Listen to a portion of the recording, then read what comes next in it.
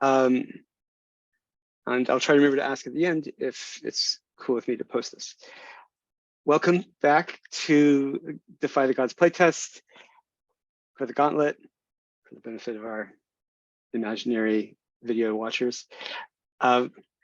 This is, I think, the 5th session of the 6-session playtest, but it also feels kind of like the 2nd session because we had a bit of a reboot last time and we welcomed a new player, so that was cool. The party has, so quick recap and fill in some details, and then I'll go over some rules changes, things I've added or changed. The party is on their way back to the city after an expedition to this oasis in the middle of the desert that had an abandoned lizard city down in a deep ravine, and below that an Atlantean city at a much bigger scale, and it had all these automatons, clockwork people that were very large, that were the size of the buildings, the scale of the buildings, and they were being tended sort of on automatic by all these little box-like crabs that were also made, everything was made of obsidian. And the presence of Solon, the sorcerer, seemed to be activating these gems that gave life and willpower to these statues. And so the statues started all activating all over the place, and you all basically broke the entire city and destroyed it, having gotten this gem that the lizard people had sent you out there to recover. So now they have this sacred object, but now you also have this discomforting sense that there's maybe the soul of a living creature in that sacred gem about yay big. And so that's not great, but the priestess and her lizard people attendants are going to do what they want with that at a different city that is not the one you're returning to, and is not the one that was underneath the one that was on top of the one you just destroyed. So you're going back to Urud, between two rivers, with all of its political situation there. And then Alara, the sword, has a bit of a lead on the Scorpion People bandits that destroyed your village, I believe. Is that right? Killed your family? Killed my family, yes. Killed your family, yeah, okay. So I think that's where we're at. I think there's some things about Zaal and Solon that I'm leaving out. So I had a question about sorcery. I am currently a giant invisible owl. Right. So if I do not want to do, that's a question. Yeah. So it's like maybe during downtime. Yeah. That could be like, oh yeah, probably like when it's not, when I'm not under pressure to do something, like we can take care of that. Yeah, I think that's good. Yeah. If you want there to be complications in that, we can certainly work something up. But I think it's fair to just say you are back to being a person wearing a bronze mask with the red and green eyes, sort of orange and teal eyes. I forgot my guy. Yeah, it feels like when I'm not in a stressful situation, I can take time and like do the thing. The sort of basic role-playing game thing of if you aren't under time pressure, you get like 5 times the probability of doing it right. Cool. So let's see.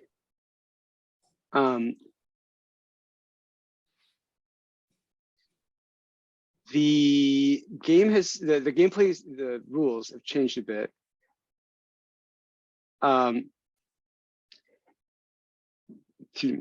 I'll start in the party tab because that's a little less mechanically involved. I moved over the relationship questions and made space for the abundances and scarcities that you have. And you might have already selected some and I blanked them out. I can dig up the old sheet.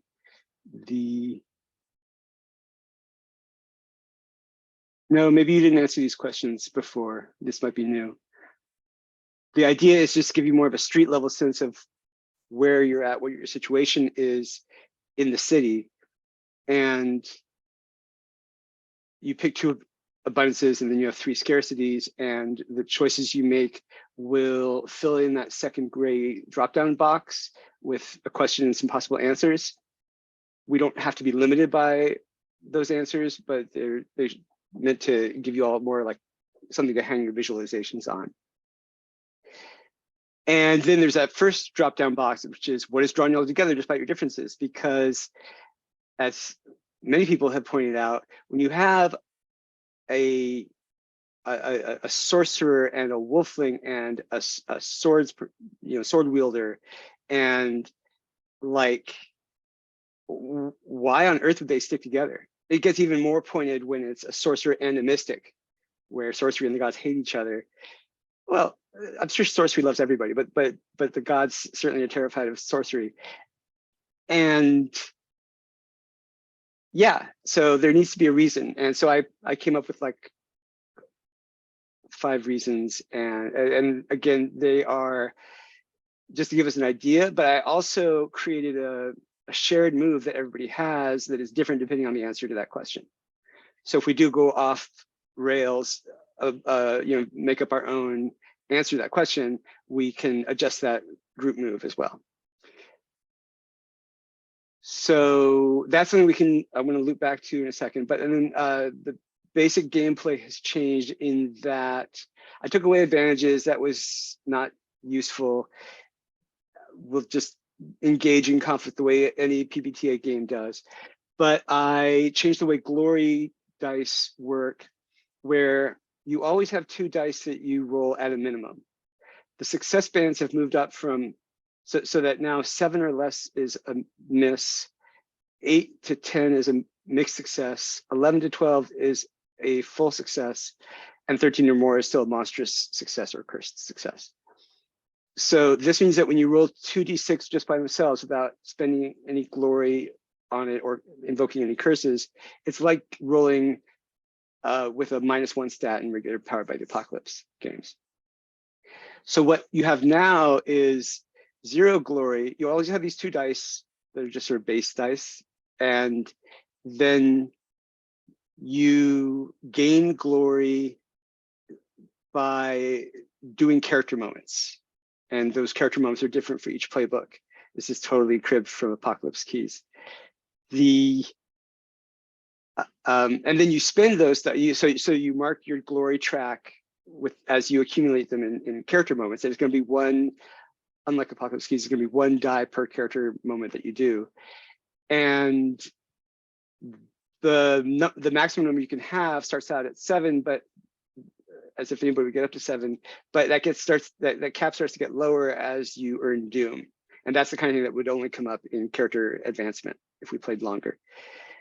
But the idea is you mark those boxes starting from the left on the glory dice / doom track as you do character moments, and then you unmark them as you spend them to roll. So you have your 2 dice to start with, 2 6-sided dice to start with, and then as many glory dice as you want to unmark from that track. And then again, you can still always invoke a curse to get 10-sided curse dice and add those to your roll. The fallout of rolling badly is now to mark a mood. I think it was that way before, but now there's no wounds, there's just moods. Because I was actually reading a bunch of Conan stories and he never gets hurt. Past the first story he gets horribly hurt. But after that, he just gets really intense moods about things, horrified or enchanted or frenzied. So you can mark those, and they're in 3 categories. There might be too many right now because there's 4 in each category, but it gives you a bit of runway because each of those gives you a minus to the number of dice you roll in particular kinds of moves, with the understanding that you always have 2 dice at a minimum. You can't ever lose those 2 6-sided dice. So and when you soothe somebody, you can clear all the conditions in one column, but not in multiple columns. So these things tend to stick around. And the idea is if you max out all of the moods in one column, you have a choice. You either mark a curse without benefit of the 10-sided die, or you scratch out one of the moods in that column, one of the moods that you had marked, and replace it with a scar. And a scar is something that can only be healed when you max out your XP track. So the advancements for when you max out your XP track are mostly the same, except it doesn't involve accumulating more glory dice anymore. It's getting an extra move, getting a move from another playbook, getting a glory move, or you can clear a scar. So that's all of it in a nutshell. The rest of it, I think, is the same as we had before. If you mark a curse for whatever reason, and it's also a sort of surrender to a world force, you can increase your debt to that world force. I think it's really just debts. Enmity isn't really a thing. It's just sort of the absence of the debt. So that was a lot. It was a big info dump. Any questions? Can you say the thing about the debts again? I think I missed that. So debts are still the number of dice that you roll when you beseech the forces. Ask one of these powerful people or entities for help. When you mark a curse and pick a curse from the list, if it also involves surrendering to one of these forces, you can step up your debt to that force so that you have more dice to roll when you beseech the forces. Cool. And I left the curses where they were, assuming I was transferring from the right sheet. So let me know. I marked moods that were either the same as or seemed analogous to the moods that you had before. And here's the thing, because a lot of time has passed, we can clear those moods if you want. That would probably make sense. Then it looks like Alara and Solon have maxed out their XP tracks, so you probably want to take an advance. You can mark another move from either the basic white list or the yellow list, which are the sort of advancement moves, special moves. And if you had a scar, you could unmark it. I think you can also change one of the questions that you have that you could ask when you at the end of the session that could also give you XP if you felt there was something more suitable.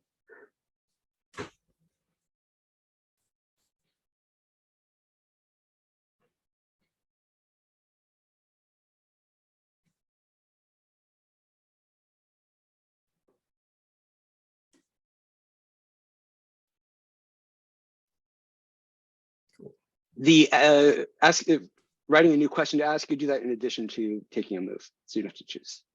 Oh, cool. And we're writing a new one or replacing one? It would be replacing one. Yeah. Okay, cool.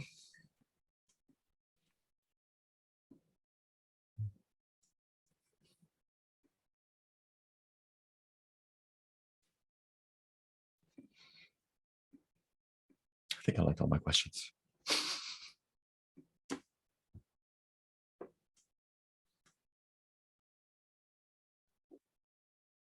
I know that some games like Apocalypse Keys say choose one question at the beginning of the session, and that can be cool just to like give you a focus for what you want to explore. But right now, as written, it's just any of those 3.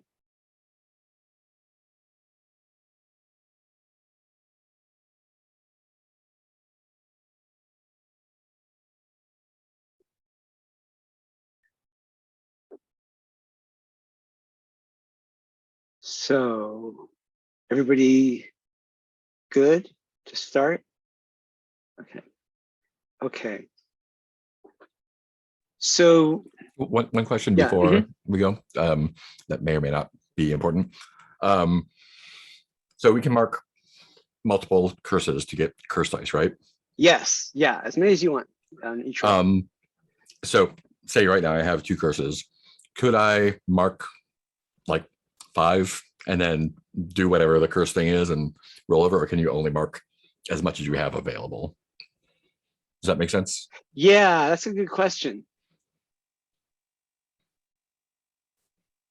Let's try it with the former, where you say I'm marking 5, and you mark the first 2, pause, take a curse advance, and then mark the next 3. And let's see what happens, because Cool. all else being equal, I want to give the players as many choices as possible. It might take a while because you got to resolve your curse advance, like take a curse move and increment your doom. But yeah, like that should be like a big moment as you're sort of spiraling down into the monster you might become. Right. And I think, yeah, well, it would be interesting. Yeah. And then like if you're like picking new curses like for each box you marked, that might take a while. So maybe after the it's better. fact. Yeah. Let's try it and see what happens. Yeah, cool. I had a quick question about the advances. Yeah. We need to drop a hard dice for that too. Yeah. I've still got that in the rules, with the idea being that you have to kind of sacrifice something in your relationships in order to get that benefit. But at the same time, I don't see that a relationship could get less than 2 heart dice in it and still be a viable relationship. Because you need at least 2 dice to get a success in any roll that is using the success bands. The soothe move doesn't use those success bands. You could roll 1 die in a soothe move and that would make sense. But the influence move is, it needs, oh wait, no, the soothe move and the influence move need 2 dice. The hearten move doesn't need 2 dice. So that might be an incentive to build or strengthen relationships too. That's true. If you're going to start cannibalizing from them to advance. Next, I was just like, oh, I have one with it's Hermit. I had one with the sorceress thing. Herma, yeah. Herma, yeah, right, like, right. Yeah, I'll probably never see her again. So I'm totally going to bring Herma back now. like she's in the city, she's doing something. There's a sorcerer's council or guild or cabal or something. Yeah. Yeah, so it could go down to 1, and then it just becomes less useful for 2 out of 3 of those moves. And I forget, is there a way to strengthen relationships? Yeah, that's the speak your heart move. Okay, cool. Awesome. It both forges new relationships and lets you strengthen relationships you've already got. Cool. And there's a bunch of language I see now on the moves tab that still talks about wounds. We'll work it out as it comes up. Maybe while we're doing other things, I can copy from another sheet. But I wanted to set the scene that we're back in Urud, that you were paid handsomely by the lizard people for this job. I think that there is a whole lizard people district in the city where they hang out, that the priestess goes on along the coastline to a lizard people city that is like Urud, both close to the city and close to the desert and close to the coast. but there's still a contingent in the city that you could reach out to that you have a connection to now.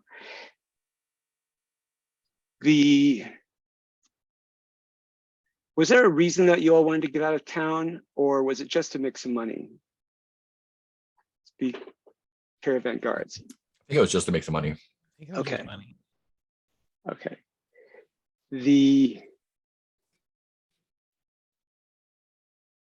I'm looking at the relationship questions that. So Zaal, you followed Solon into the city, and we're hoping to learn some things about city life, I think. Yeah. But you feel more of more animal-like physical connection with Alara. Yeah, we've youthfully trauma bonded. I know what Alara's trauma was. What was Zaal's trauma? No, I feel like we were just being silly and young, and I feel like that's always I feel like having like a wild, this is maybe just because I'm old now, but the idea of having a wild night out feels like it would potentially upset me in a way that would make me trauma bond with someone. Making a bunch of drunken mistakes or whatever. Right. Yeah. That's good. Carousing is such a great part of this genre. It's like my memory of all the best parts of those drunken nights out when I was young. There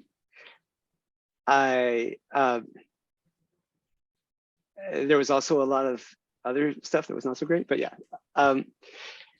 So now you're, well, let's do the thing on the party tab where you pick two abundances, and one of them can be coin now, or if you want to pick the abundances you had before, you went out there and then add coin as a third one, you could sneak that in. There we go. Who wants to pick one? I'm fine with it being, with one of them being coin, since we just did that. That makes Yeah. sense. Okay, coin. I feel like we have either good creature comforts or good company too. Yeah. Not sure which one though. I mean, my vote goes for company because that's funnier. Yeah. Sounds good. Okay. Awesome. Okay, and why do you all hang out together? Like, you knew Alara before you met Alara out at the Oasis. Mm-hmm.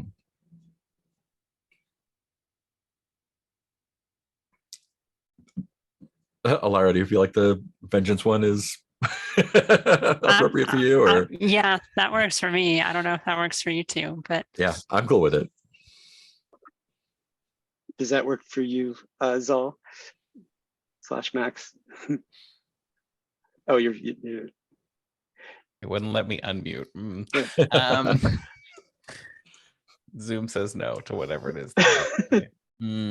Yeah, I mean, I feel like Zal's just along for the ride. So also just being like, yeah, sure. Revenge sounds great. Whatever. Yeah, right. I will help. I will assist. It's all a process of discovery, right? Mhm. Like, Yeah. You two seem cool, and also you want to do a revenge. Great.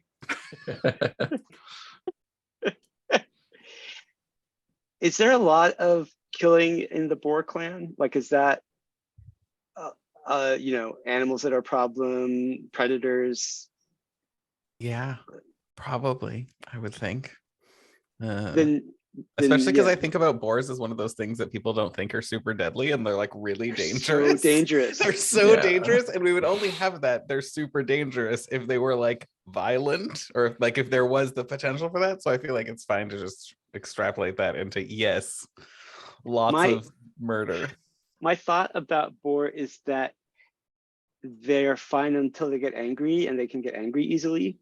Mhm. Like, I have not actually lived with boars, so I don't know. Like if I lived in Germany, right, I think there are boar like going through Berlin all the time. There's so there, but anyway, I don't know, just what I read online. But the I think they get irascible, yeah, and they've got those tusks, and they can really build with a head of steam. So yeah, I love boar. So what I guess why I ask is maybe I'm thinking that like killing somebody who's a problem may not be a big deal in the Boar clan, you know, it's like sort of like the Wild West. Sometimes a man needs killing or an animal needs killing, but like in the city, it's fraught with all these things that Zaal might not be cognizant of. Yeah. You know, that's what I'm thinking. Like, there's no concept of assassination in the wilds. Right. I mean, that degree of intrigue is probably not a familiar. Yeah. It's just not that complicated. So then there's a second question of you have money and good company, but you don't have a lot of creature comforts and there's no lock on your door. You don't have a secure place that you're staying. And and for some reason, the city watch is after you. Don't know why, but it's a scarcity, so it's a thing. Let's see, make that a little bit bigger. So wherever you're staying, it's probably someplace that somebody's putting you up. It's not got a lot of finery and comforts, and it is discreet, but great company, like you say, great people around. Where do you think that is, or who is it that's putting you up?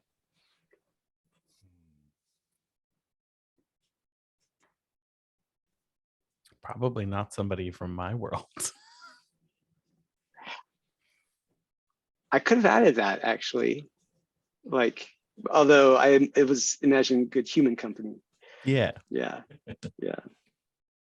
So the choices in the dropdown are a owner of a rundown tavern where you have lots of friends, a merchant at a bazaar stall who hangs out with other merchants, a captain of a ship, or a mercenary captain, or blah, etc. You know.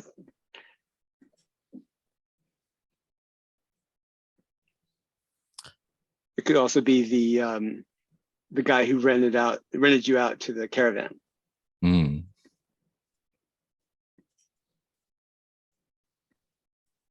Yeah. I mean, I'm down with that.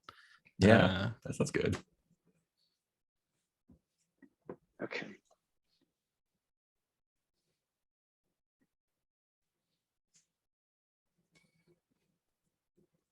Okay, so, oh yeah, why is the law after you?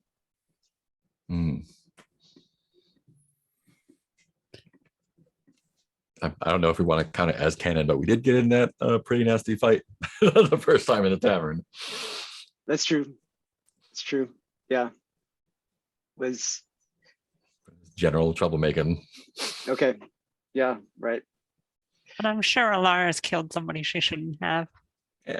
Yeah. Yeah, probably.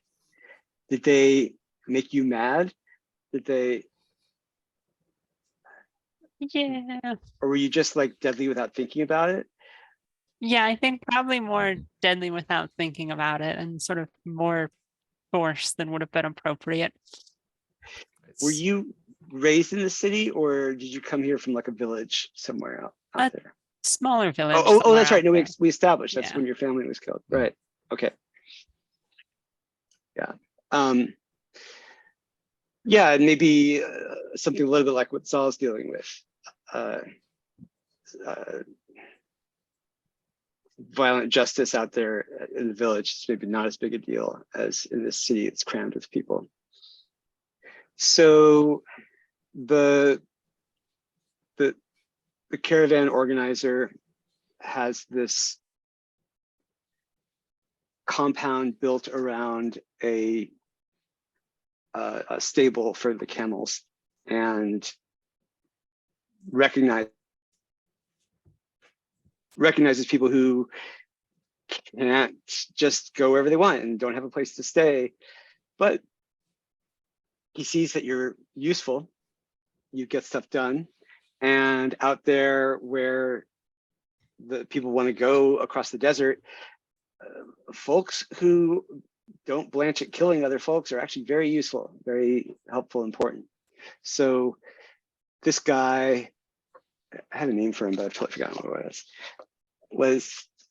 He is happy to see you, happy to pay you, happy to bet you with the with other caravan guides and organizers. They live in a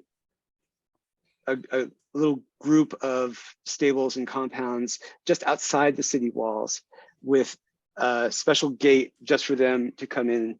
Their main caravanserai is kind of built into the city walls, and there's still a gate, there's still a guard at the gate, but it's a much more discreet gate. It leads out into a rough and tumble part of town, and the guard there knows the caravan guide really well, comes over to drink at the caravanserai a lot.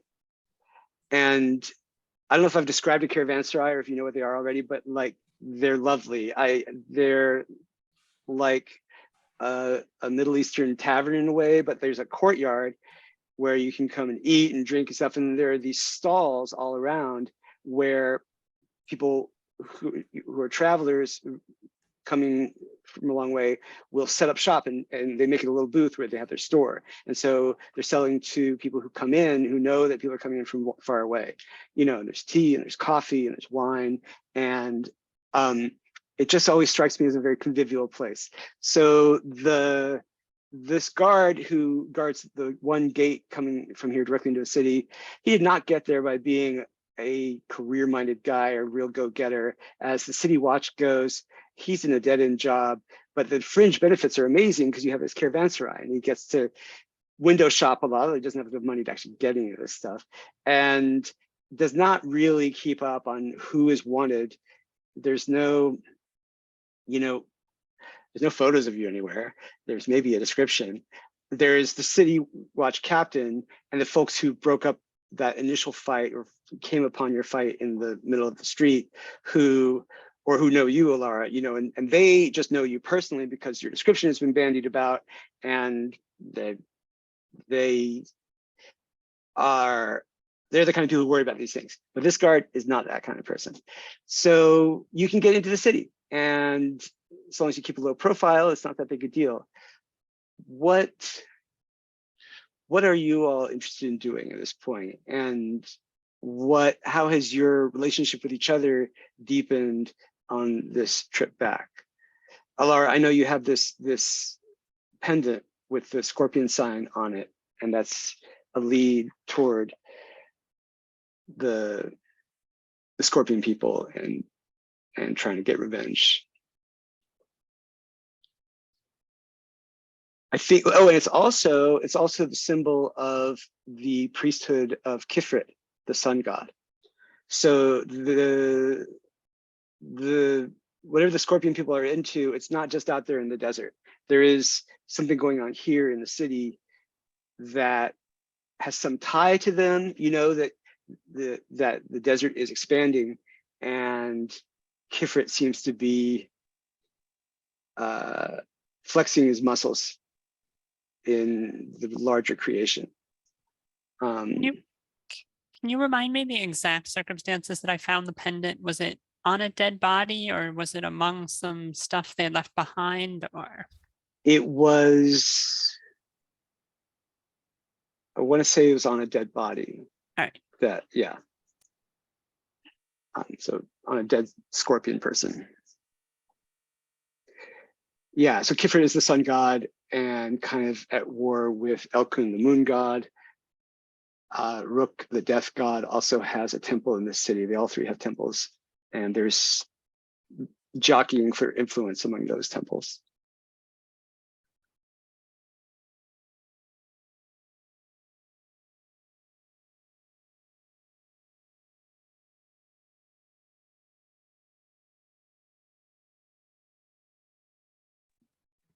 Do y'all I'm want totally happy to find follow out up what on they're- that. Yeah. Yep. I was gonna say, do you want to find out what their jam in the city is? Yeah. Okay, so there's there's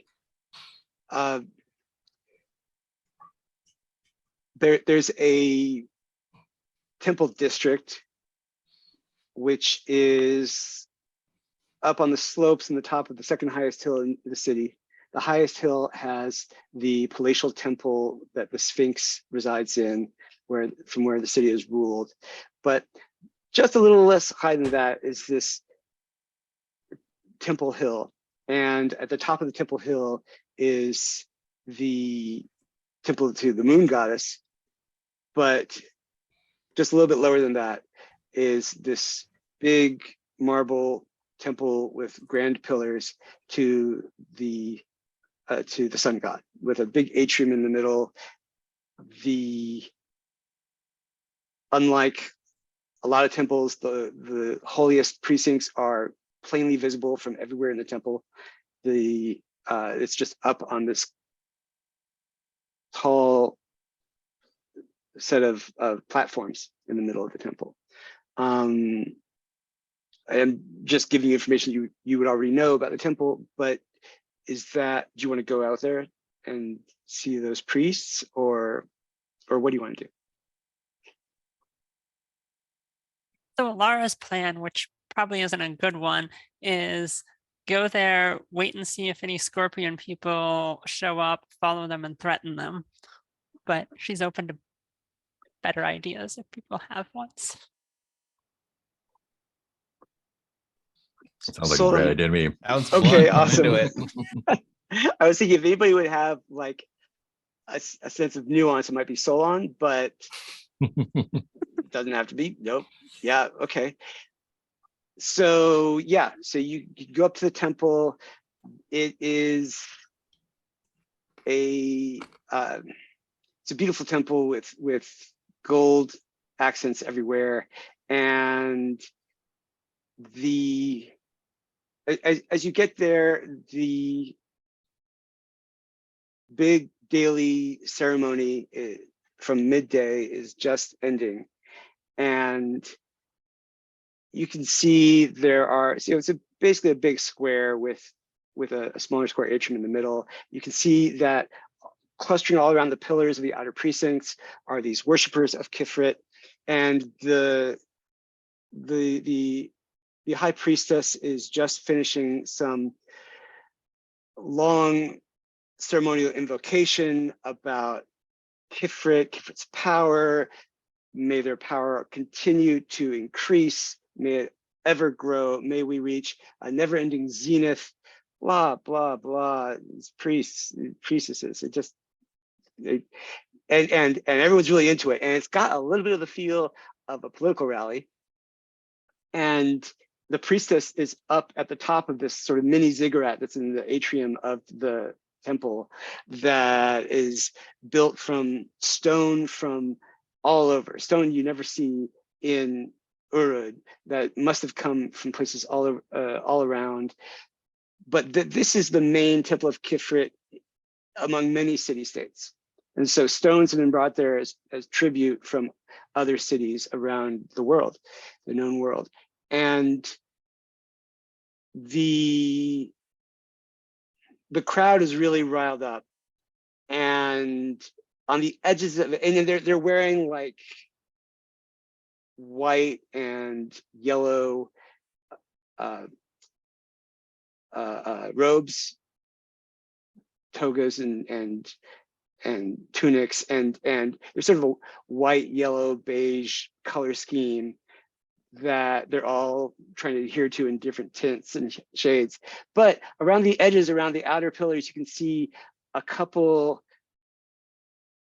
blue robes and tunics of people with the ceremonial shaved palace of the moon goddess, and they do not look happy about any of this. And they're kind of murmuring to each other, and they send one person off running to the moon temple. And the majority of the people are really getting into it, and you can see that closer into the atrium, if you shoulder your way in there, there are actually several people wearing these red and gold pendants with scorpions on them. And as the priestess finishes her invocation, and the people in the outer precinct start to disperse, you see that the people in some of the people who are right there at the foot of the ziggurat, they wait for the priestess to come down, and they've all got these little pendants, and they and like 5 of them scurry off behind the ziggurat and go into a room that's there in the back of the temple.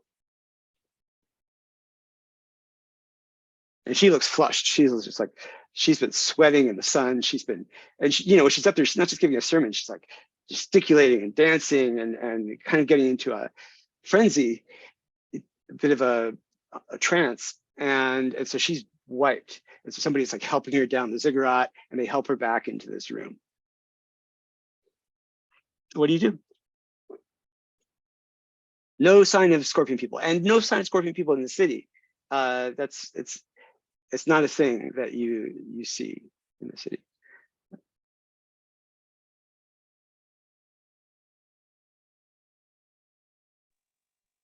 Is there somebody with the pendant who didn't go back to help the priestess? Yes, several. And they are mostly from wealthy families that are part of the Khifrit cult. All 3 of the gods and temples here have people from all different walks of life who belong, but the people with the pendants who don't go back there are all quite richly dressed, bands of gold, circlets, and everything. But yeah, there's several of them. They, like I say, they're all wealthy. They have people, like some of them get into litters that are then carried back to their places.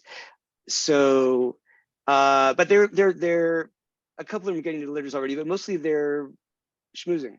They're what's the word? Milling and talking. Are you thinking of trying to isolate deeply one? Uncomfortable. I was just waiting for somebody to do it, like just awkwardly standing around being like, do I just like hit a person? You can see is there like, I don't know which one to hit, but what is the smells are all really weird. I want to say, like, people hide their intentions behind perfume, and it is not cool. It's very shifty. Humans are really weird, two-faced, duplicitous. I think Solon is just sort of hanging nearby, listening. Are you identifiable? Sorry, go ahead. Yeah. I'm in the full wizard outfit. Yeah, I think it's like a atheist going to church, just kind of like waiting for someone to say something stupid, and like, actually, Atlantean script, blah blah blah blah blah. Yes, I think somebody does. Most of the people give you a wide berth and kind of give you the stink eye, but there's definitely somebody who comes up to you and says, how dare you show your face here, even your bronze face, and show such disrespect for the gods. Don't you even have basic civilized decency? I show Khifrit the same respect that they show us. Well, you don't. Sure it is. No, it's they. Yeah, and the person says, well, you clearly don't understand the order of things, because it is the gods who are given to rule over us, and we are given to serve them. They say this is a very pious air, and not to try to poison the city and the world with your magics. The gods only want you to remain weak so they can rule over you, whereas Atlanteans have shown us that we can learn their secrets and maybe even take their place. But if you're too weak-willed to try that, feel free to serve. They are shocked and I never. Why? And there's other people nodding. No, and the Atlanteans. Well, I don't know anything about them. They're Sure you don't. and proud of it. Proud not to know anything. And But the gods do rely on the ignorance of humans to exist. So you are serving your god well.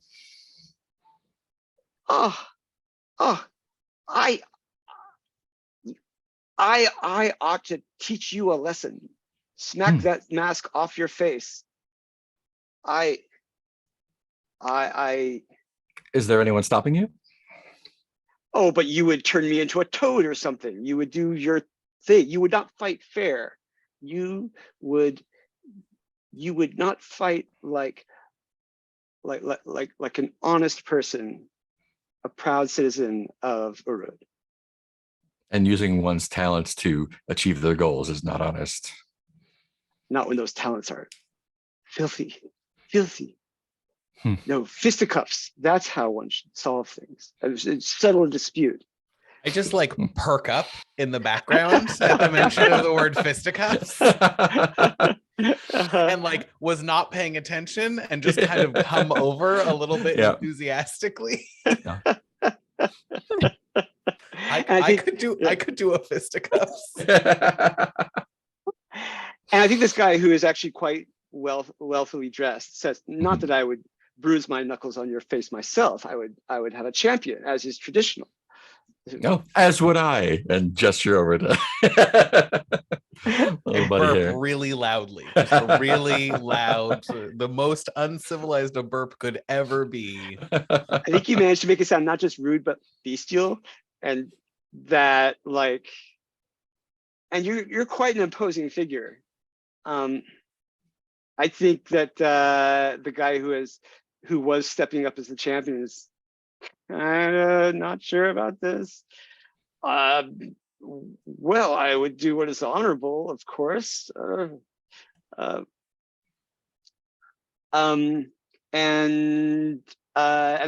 the noble says, yes. Well, at least we know there won't be any code transformations. I think we should settle this and see whom the gods favor. Should we make this interesting? I think a gentleman's wager, if you're a gentleman, can be arranged. I'm not a gentleman, but I have the means of one. What do you have? It's my new gender. What you say? Wait, That's my new gender. I'm not a gentleman, but I have the means of one. Oh, I love that. He motions to another one of the people, even though he's like decked out in gold bands. He motions to a person by his side and says, and slips this thing off their bicep and says, I have this gold ring. It's yellow gold like Khifrit prefers. It's not the base green gold coins of this city. I would say it is worth easily 20 green gold coins.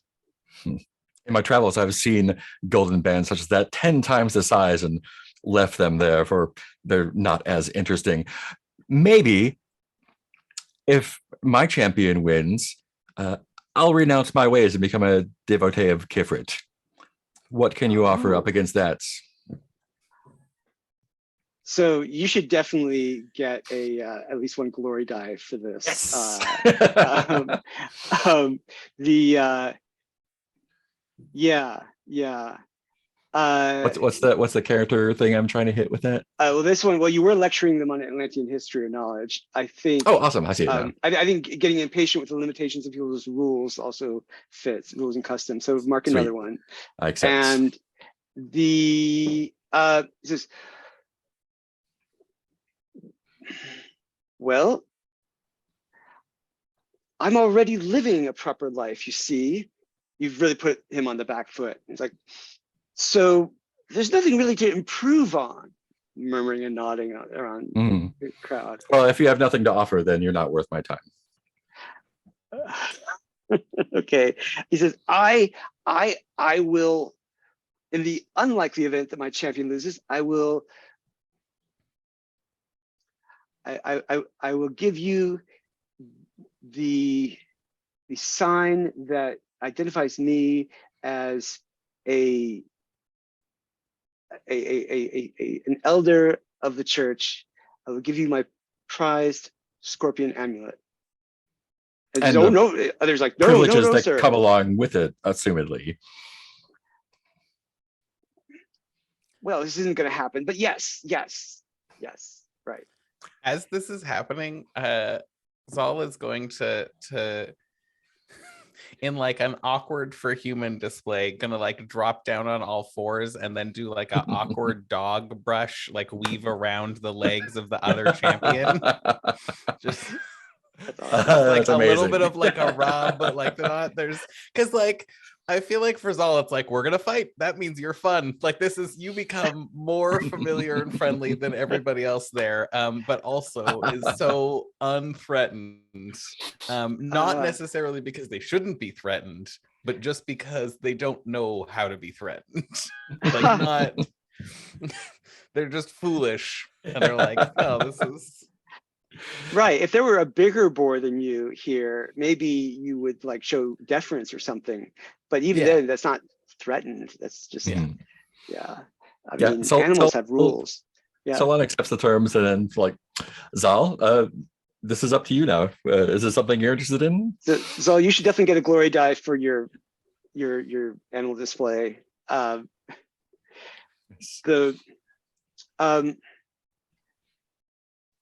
think that somebody notices you, Alara, and says, "Are you with these people? Are they?" you at least don't look like you just washed down the river from somewhere up the hills, and you're not stinking of sorcery. So, what's your story? I know them, but I was hoping to find a devotee of Khifrit that I had met before, but lost touch with.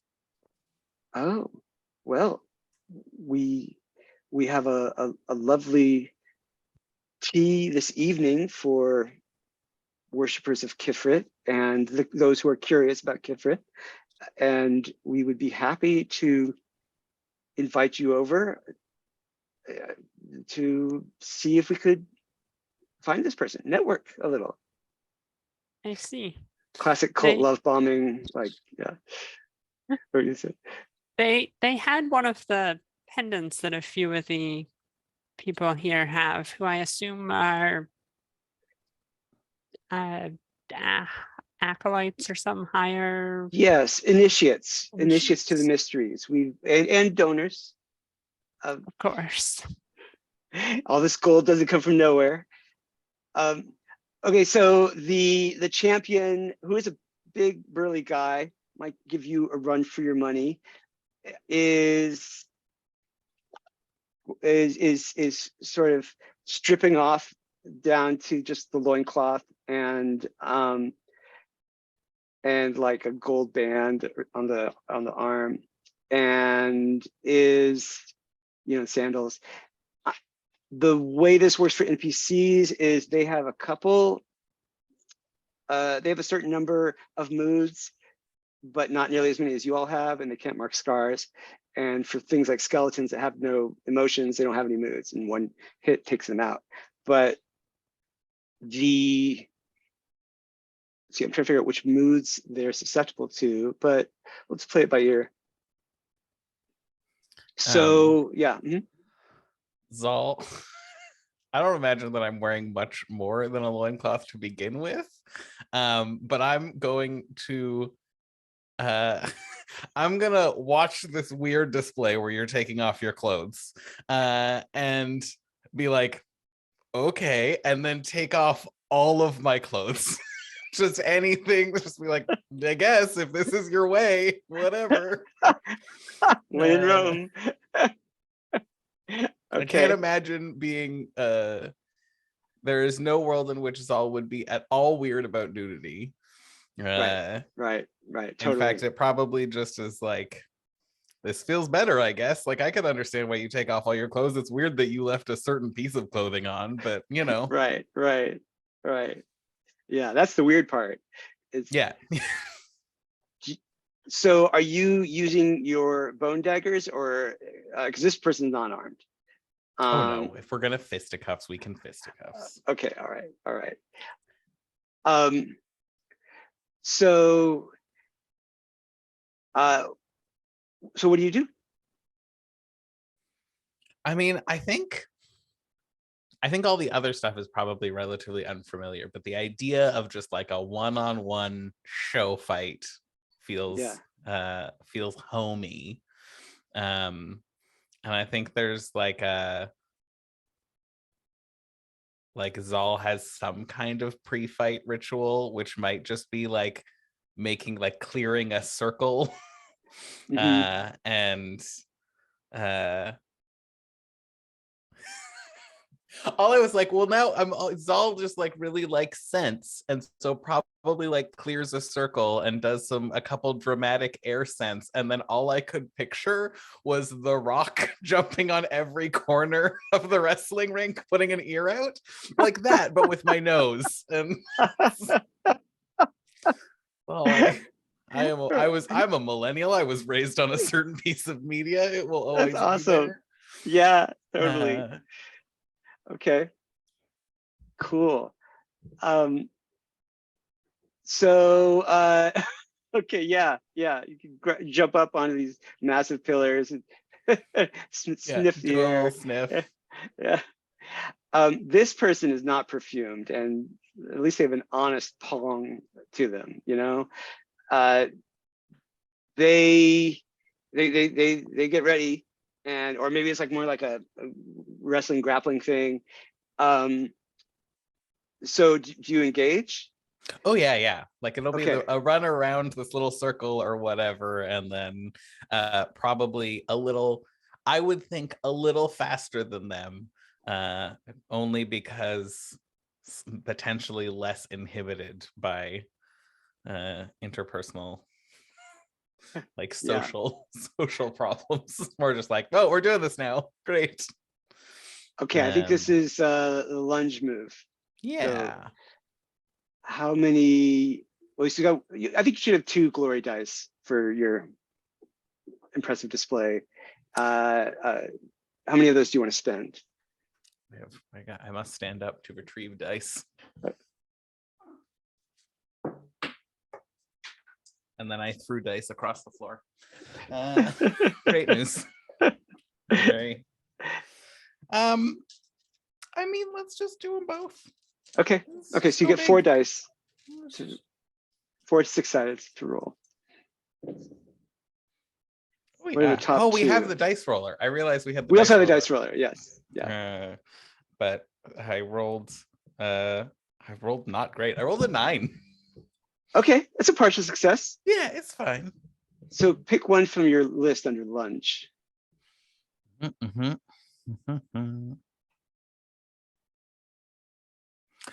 Definitely just inflict grievous harm. Just gonna go for a big punch. Okay, so you mark 1 mood, and this guy will mark 2 moods. So what mood are you marking? I'm gonna mark, I feel like I always start with foolhardy. It's always the default. Go to, yeah. Maybe some days I will do something that isn't just diving headfirst into danger, and then we'll have a different a different feel about it, but Okay, this guy gets a smack in at you, and it, clocks you on the cheekbone, but it's only enough to get your blood up and to make you, if anything, just enough adrenaline to lose control a bit, and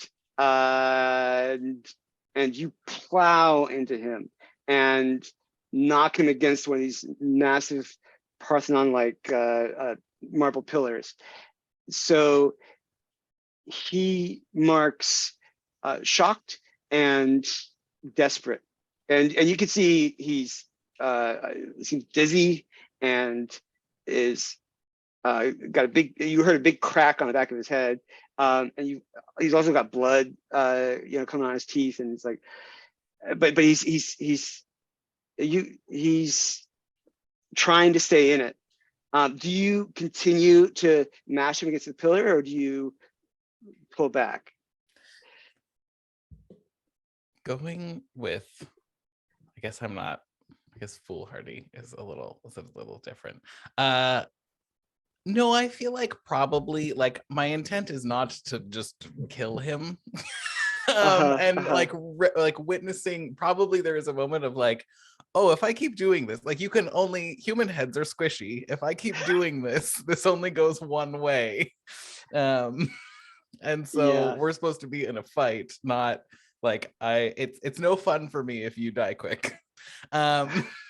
Is also potentially just Zaal's life motto. But yeah, and so I feel like if there would be an attempt to like pull him away from the pillar, and maybe even just like hurl him in the other direction, just like give him a second to like decide whether he like hurl him in a direction and decide whether or not he wants to get back up. In a potentially like overly cocky show. Okay, yeah. You definitely knock him on his can. He's and he is thinking about it. And I think first of all, Solon, are you doing any sorcery during this? That would attract too much attention. Yeah, just let it be honest fisticuffs. I believe in my friend here. Okay. And Alara, are you the same? Are you gonna? Yeah, she's just gonna watch. Okay.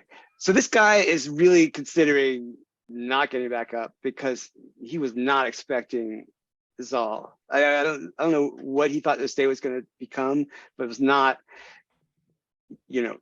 giant naked guy. Also, like person, young, right? Like I think we established that Zaal is not grown, like is an adult, but is probably closer to 20 than like anything. I don't know what our age. We have a shifted age of adulthood or whatever, but we don't have to get into shifted age of adulthood. I think 20 like is new good. adults, right? Like still. I think coming into your full majority among the boar is probably like 4 years old. So like, they're wondering why you're not settling down.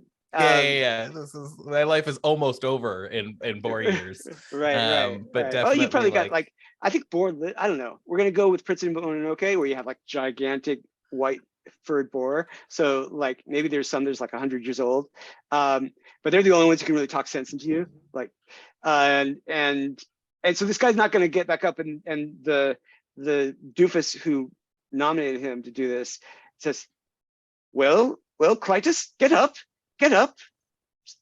You're not that soft, are you? Come on, this is for me, And so Clytus sort of shakes ruefully and it's like, okay, we're gonna do this. And he gets up. He does not have much more in the tank. What do you do?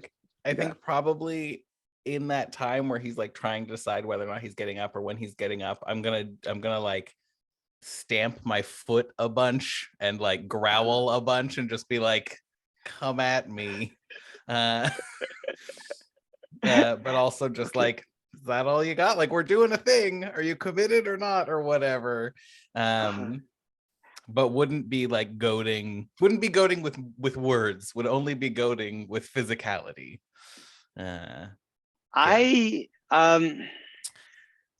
Yeah, I think that puts a real light of fear in his eyes. Like, you are not acting like a person. This is not cool. And I think you could get another glory die for that, and then just he puts his fists up.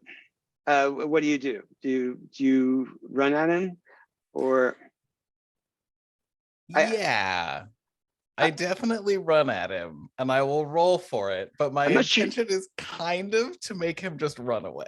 I don't More think you fun need to for roll me for if he it. runs away. I think, yeah, I think as soon as you, then he says, he looks to this other guy, says, Nulos, I quit.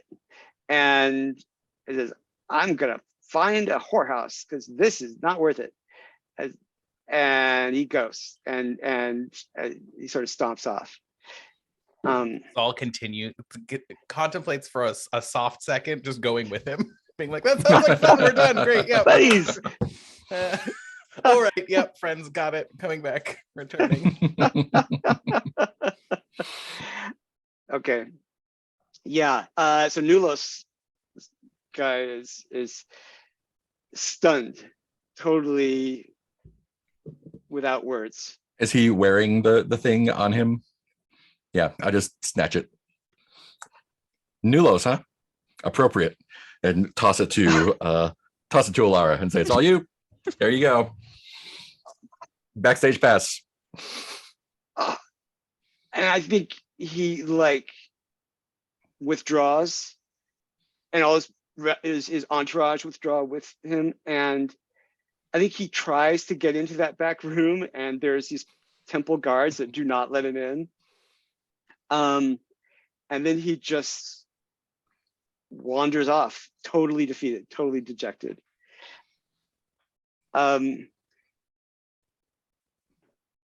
Yeah, so Alara, what do you do? She's gonna first like congratulate Zaal for winning and putting on a good show.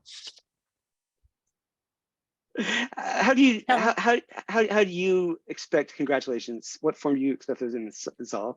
Like, or what do you do in response to congratulations? I feel like I've just started role playing as my dog.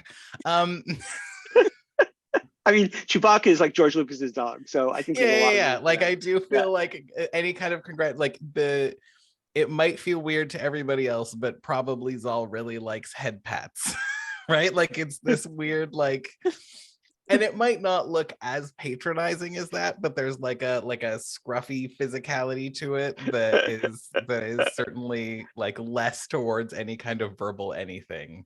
Like jaw scritches, like Alara, do you like start out with people congratulations and then Zaal kind of closes the distance, or what do you see happening? I probably start with some verbal thing and then maybe give them a hug and scratch their head while doing that. Yeah. Right, because you know Zaal, right? I know Zaal. Like, like I'll sort of split the difference between what I'm comfortable with and what Zaal's comfortable with, but okay, awesome. The compromise, the foundation of every solid relationship. And clothes. You might want to put your clothes on. I don't know if anybody here is going to suggest that. I would forget though, so somebody else would have to remind me for sure. Like, but I assume that probably both of you have had to do that before. Like, have had to remind me to put on clothes before leaving the house or something. So it actually wouldn't even be like it wouldn't be unfamiliar for you to be like, it's all your pants or whatever. Yeah, maybe just like be like, oh right, shit. Just like kick them over to you, like, good job. Kick over the clothes. You might want to. You all want to break for 10 minutes? Sure. I'm trying to remember that. Okay, I'll see you at 8:22 Eastern. Cool. Yeah, there's a guy who's about 12 years older than me that I know who says, "You're younger than you think." I'm younger than somebody, at least. Yeah. Yes. Okay. All right. So, yes. So Alara, you have a scorpion pendant, and it is probably good in a number of places. That back room, wherever this tea is tonight, other rituals like the next day or whenever. They seem to do this every day.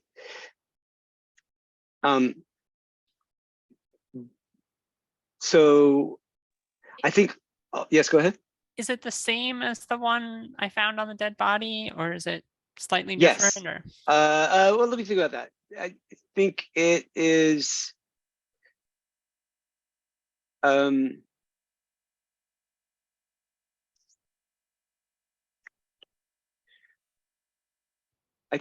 think the one that you found out there has like a on the back there's a golden sword, and right. on this one on the back there's like a golden ring. Interesting. Just the design sort of inlaid there.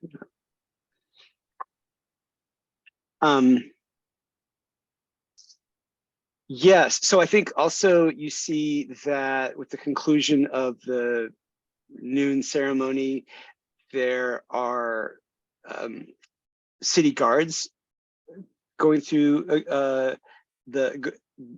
starting to approach the temple, like just not into the temple, but they're in the street out front of the temple, just patrolling. They haven't noticed this duel or boxing match. They haven't clocked you three, but they're out there just because I had to mention it because you've come to a high prestige part of the city. And I think also the people in that back room don't have any knowledge that this fight was happening out front. So what do you do?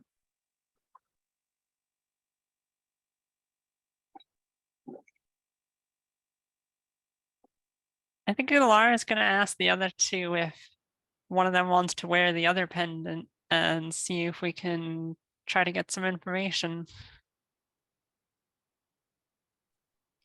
Probably not me. Probably not It me. would I was be going to close. say. Yeah, it's a really hard decision. So what do you look like without the bronze mask on? You still have the weird colored eyes? Yeah, I still have the weird colored eyes. Probably just kind of like I'm still pretty young, but like my face is old looking, I think. Weathered? Or just Yeah, just sort of like wizened? it looks like, yeah, some life has taken a bit out of it more than I'm probably not a lot older than than Boar man. Zaal. Zal. Probably not a lot older than Zal, but I probably look a lot older. Okay. Yeah, if you didn't have the eyes, like you could pass as a regular human being. Do you want to try to metamorphose into yourself without the eyes? Ooh. Or maybe a younger looking I don't version of the know. person? I might, like, if you want me to go with you, I could try and just take, well, I don't know. I'm still kind of decked out. Right. Maybe you could pass off Zaal as your bodyguard or something going in. That might be fun. But then I'd want to make sure that Solon had something to do. Yeah, I'm sure I can get into some kind of trouble. Yes. Turn invisible and follow. Ooh. Yeah, Solon, are you going to try sorcery here? Yeah, why not? Probably want to find a dark corner somewhere, just in case. It takes some doing in a temple to the sun god, but you can find a dark corner. Yeah. They're behind a curtain. And Yeah, let's use all those dice. Why not? Any curse dice? I think the 4 glory dice should be good Okay. together. All right. Let's go with that. 1, 2, 3, 4. 1, 4, 4, 6, 4. Let's see. Matching ones get which one? Metamorphosis. Oh, I could metamorphize again. I'm gonna metamorphize into Nullus. Oh, yeah. There we go. Okay. All right. That's yes. Suddenly you are the spitting image, as they say, of a patrician patron of Khifrit. You've got the gold bands. You've got the elaborate robe and tunic. You've got the smell. Yeah. So which pendant are you giving him? I'm gonna give him the one that we got from the guy he looks like. Okay, all right, Cool. that's good. Yeah. I accept. Zaal, what are you gonna do? Or what's the plan anyway? You might end up doing something else, but I mean, I feel like I'm probably just gonna look like hired help, right? Like if the other one had a champion who ran away, just like hanging out, then right. I can just be the muscle or Okay. whatever. Okay. As long as you've got the loincloth on, you can pass. Yeah, exactly. Yeah. One loincloth. But I'm gonna be well, it'll be interesting to see whether you can actually act like a person in civilized context, civilized circles. So yeah, you've got the pendant. Are you going to the back room, or are you going? Yeah, let's head to the back room and see Okay. what we can do. Yeah. Why wait? All right.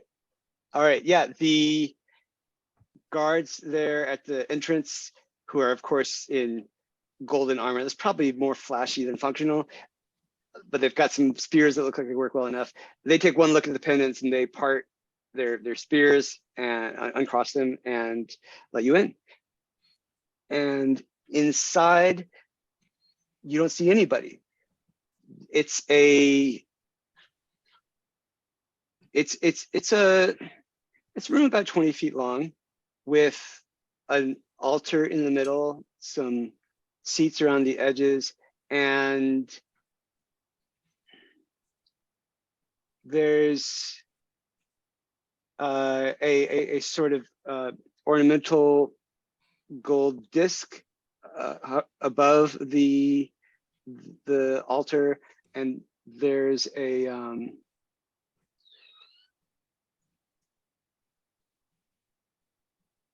there's like a gold foil on the altar that is reflecting the disc, and it just makes the place seem brighter than it would normally. And there's nothing else. What do you do? And this is where we saw people go into earlier, Yeah. right? Mm-hmm. There's no other exits. No.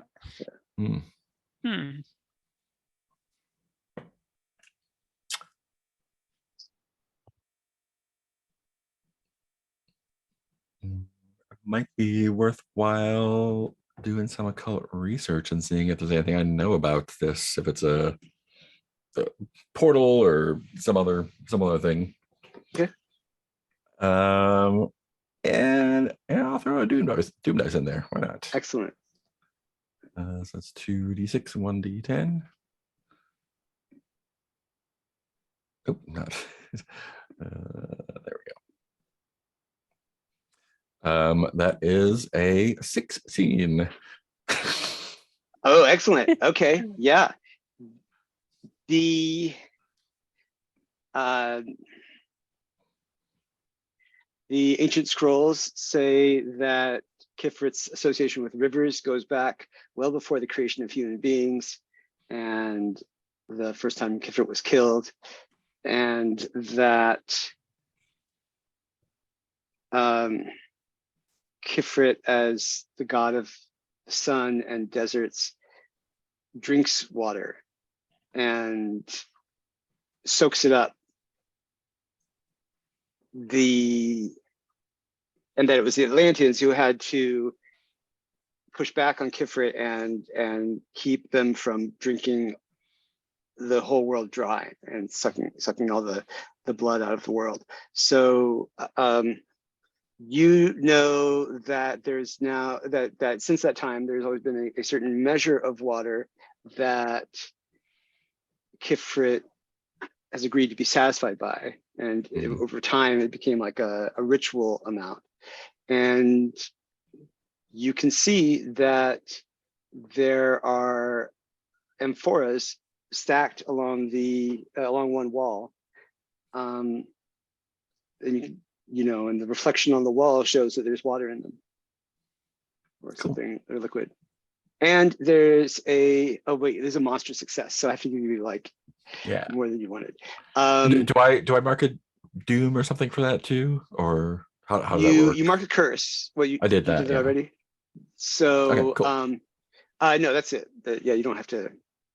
It just gets you closer to having to mark doom. Cool. So there's a sunken channel around the altar, and you can see there's just a little bit of water left in it. And I'm trying to think what a monster success for occult knowledge gives you, and I haven't figured that out yet. I didn't know last time. I still haven't figured it out. But there's got to be some sort of horrifying knowledge that. Well, I'll work with that. But should I still ask the questions? Oh yeah, I'm sorry. I already told you stuff. No, but so I guess what is the true purpose of this altar?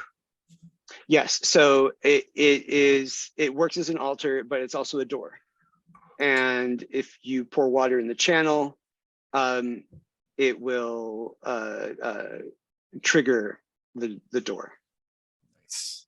And I guess what hidden forces are at work in the scene? Well, there's definitely the machinations of the priesthood here, including the high priestess. This is definitely their turf, their place. They've set things up how they like it, but also Khifrit is present here. And Khifrit is watching everything. And the sun is Khifrit's eye. And any representation of the sun in a place like this is also going to be Khifrit's eye. Cool. So I think that's the cursed part, is that you can feel Khifrit glaring angrily at you, you in particular. Yeah, Alara also, but yeah, you also.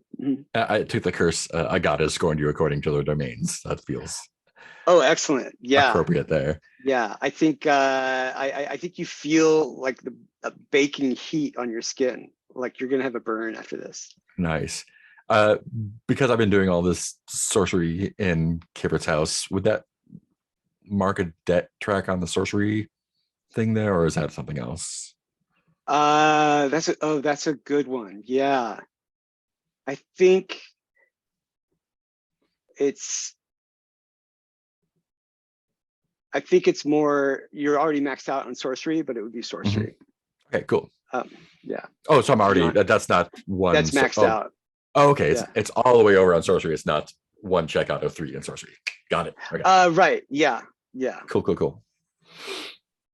And so I think I will communicate what I've learned by taking one of the amphoras and pouring it into the channel and opening the door.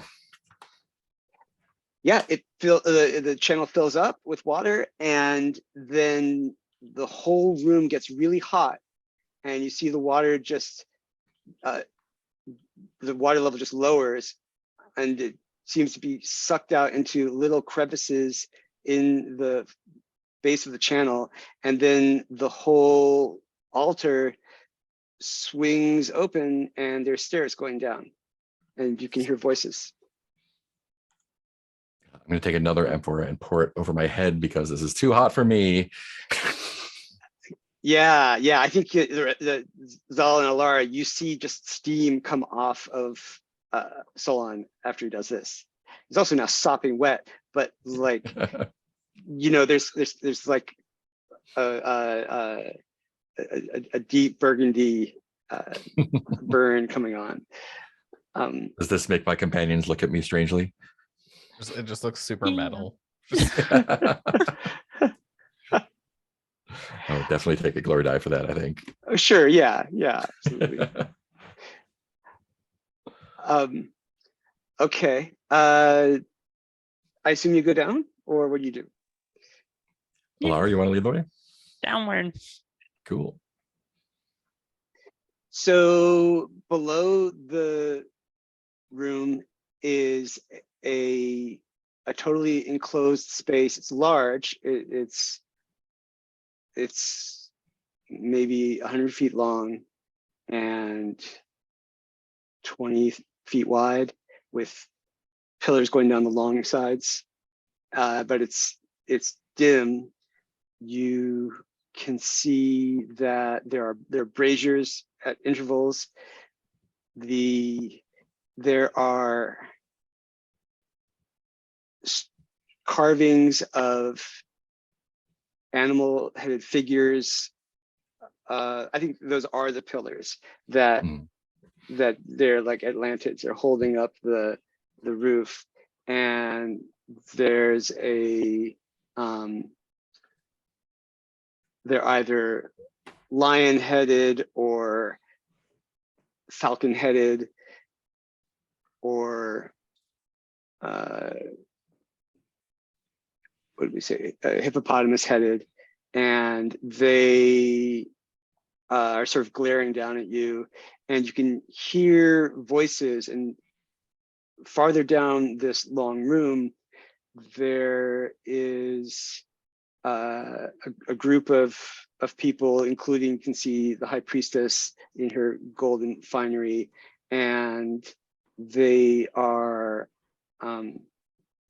talking animatedly, and they haven't noticed you. The water is falling in behind the stairs. You can see the water is falling in like a thin cascade into another channel that's around the base of the staircase. And it's dark. You can't see everything that's going on there. You just see the firelight glinting off of her golden headdress. What do you do? I think Alara's gonna head down towards there. She's gonna resist the urge to like put her hand on her sword and tense up like she normally would and try to act casual, like she belongs here, but So Solon / Nulos, are you the face of this party? I guess I should be. Yeah, so I'll just be walking just slightly in front of Alara. And Zaal. So Alara, you've got a pendant, of course, but Zaal doesn't. I think there's a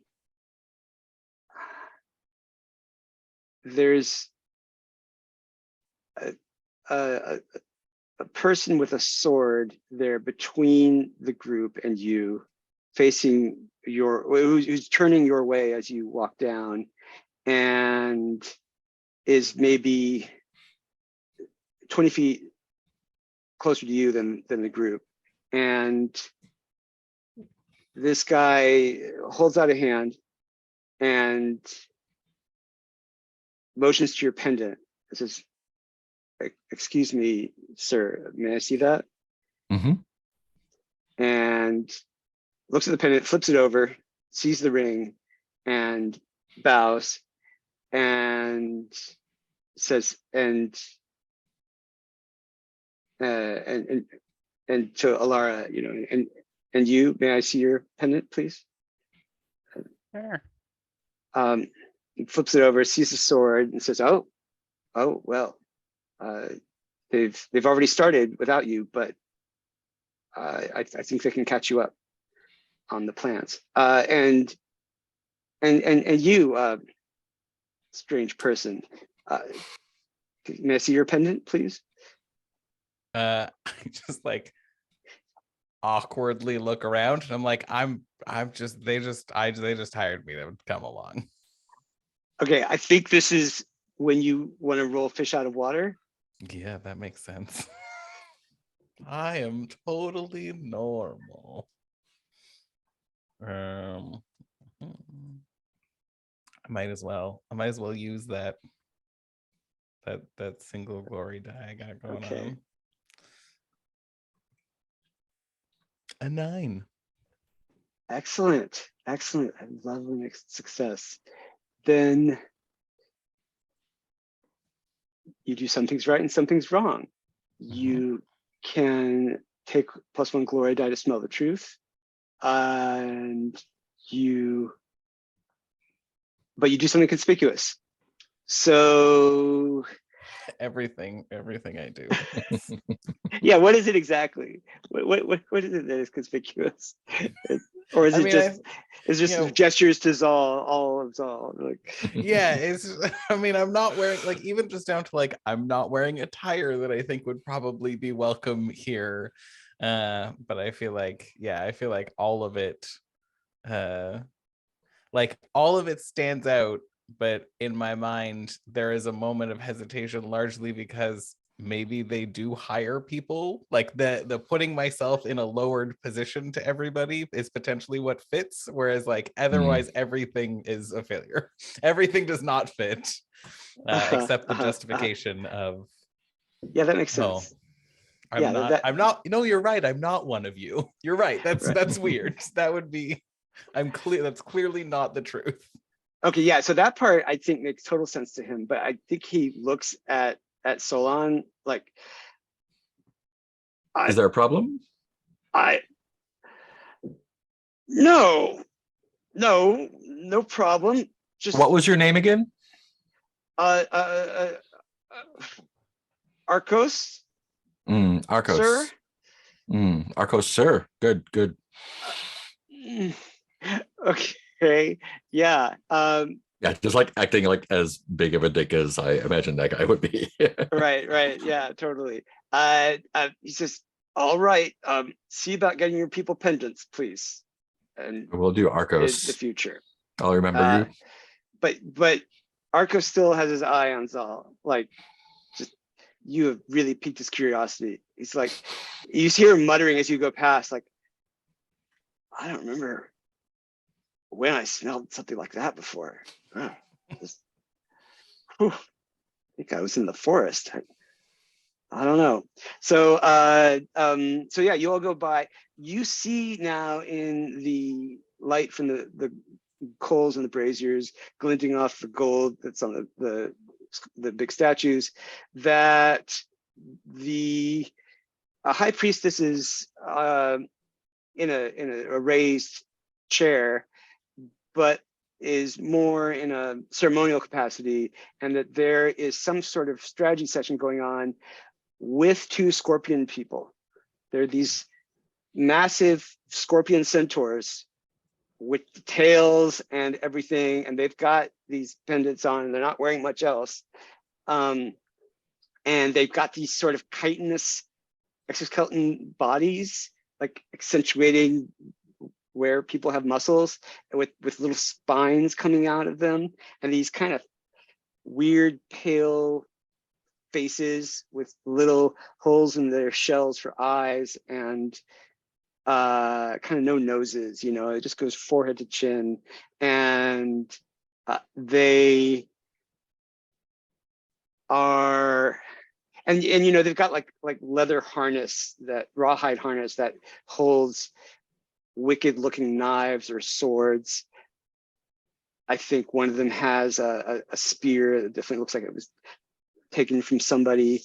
And And they're there, and they're all looking with great interest at a large sand table that's set in between them. That's maybe 6 feet on a side, and they are looking at little models in the sand, and they and one of the humans looks up briefly at you and says, "Oh, you decided to come. You made it. Great. Well, we're planning the next thing. So, Oh, good. um, It's about time.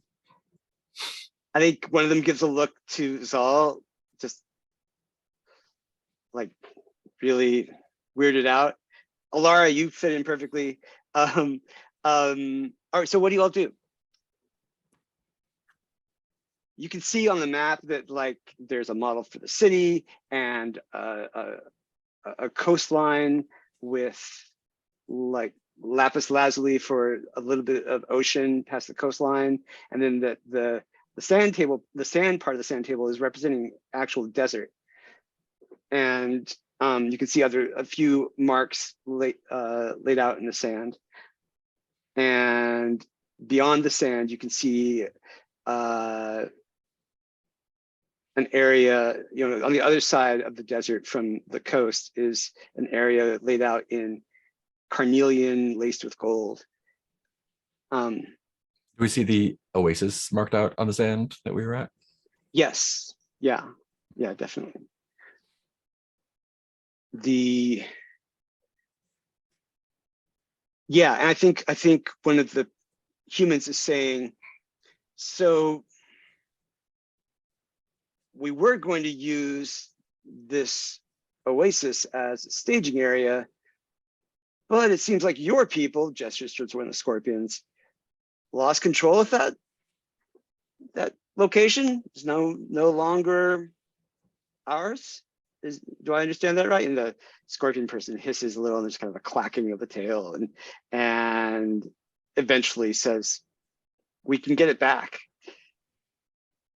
But yes, we were challenged for it, but we'll get it back. It's no problem." Yeah, I understand the leader of the group that held that location was killed by being lifted up into the air and torn apart by invisible demons or something. Is that true? They back up with their 8 legs and hiss, and you can see the tails flexing, like, possibly. How do you know that? And there's I'm a a man stir of among means the and humans. What? I have many resources at my call, and I pay people to make me know things, tell me things. When there's a hubbub among the humans, they're like, "Yeah, you seem to have made some serious enemies." And another person says, "I don't see why we're dealing with these creatures at all. This is not the way that this should be done. We should do this with human beings." And the priestess holds up a hand, and everybody quiets down and says, "Khifrit chooses their own instruments. We are all instruments of Khifrit. Please continue." And so one person says, "Well, if Nulos's intelligence is correct, and it seems to be, we should watch out for sorcery." And Nulos, you seem to have some new resources with you here. Yes, it's very dangerous these days. What do you plan to do about this new front, this sorcery? Oh, I wouldn't dare. The sorcerers in that area, I hear, are extremely powerful. I would not attempt to go up against them myself. I understand they've tapped into an Atlantean city that has given them a tremendous power. I think one of the scorpions says, "Look, it doesn't matter. We have a new base of operations. It's here," and indicates a place with with their sword that is, Alara, your village. Says it's closer to the city than the oasis was, It's got its own water. It's fine. It's not as hot. We would prefer it for hotter and drier, but we can work with it. We are already moving people from our clan in there. Soon they'll have it more to our people's liking. Should be fine. So like you, right? You know this place intimately.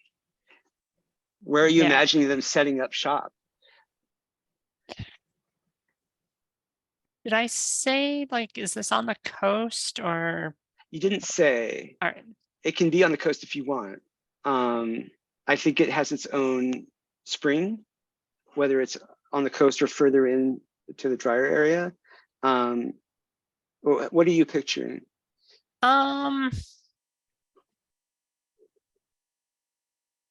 So I think there's the village itself, and then there's some like maybe cliffs near the village overlooking the shore, or if it's on a lake, or I don't know if there's sea there. Yeah. And then maybe some hills around the village where people like graze their goats and whatever. And so they're probably gonna move into the, I assume Scorpion people want the buildings in the village. And so like you have all these happy memories, you know, climbing down the cliff to go get the boat out of its cave shelter and go fishing or just swimming in the surf, like fun times running around the grassy sward around the village, getting water from the stream, running up all over those hills, just cartwheels with the goat herds, like family, friends. And now these scuttling venomous creatures are moving in. They're gonna take over the meeting hall. They're probably gonna move into your family's home. Yeah. I picked as one of my curses, you hear ghosts howling for you from the underworld. So can we say I hear the ghosts of my family, or at least their voices, and maybe some of the other villagers? And yes, that's so good. And they are indignant at this whole thing. The howling increases, howling intensifies. Yeah. They're and I think it distracts me for a moment from the like paying attention to what they're saying. And yeah, the person who seems to be the head human strategist is mollified at hearing that they've got a new base of operations, and they're like, oh, well, that's very good. If your people weren't so averse to ocean travel, we could even probably get you here from there in a day, in maybe 2 ships.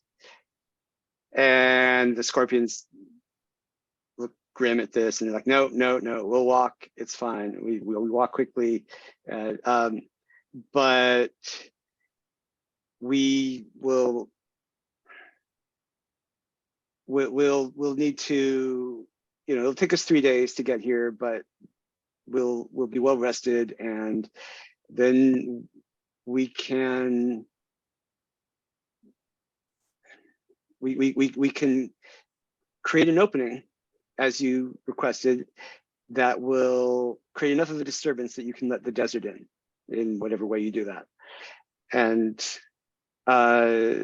you said we can take the spoils of any place we invade, any people we kill, and the strategist is like, yes, that's fine, just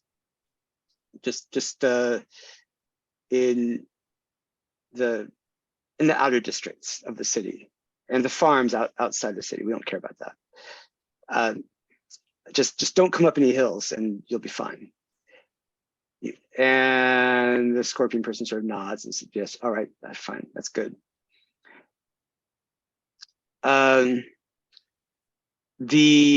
want to say, Alara, that like in addition to them setting up shop in your family's village that like one of them has a knife that you recognize tucked into their harness. And whose knife is it? I think a childhood friend Okay. Yeah. that she grew up with and was close. Yeah.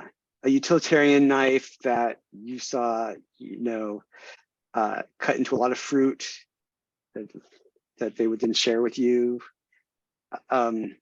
Not initially intended as a weapon of violence, but long enough that it can do that, I think. It's just, but yeah, this person is very directly implicated in the whole thing.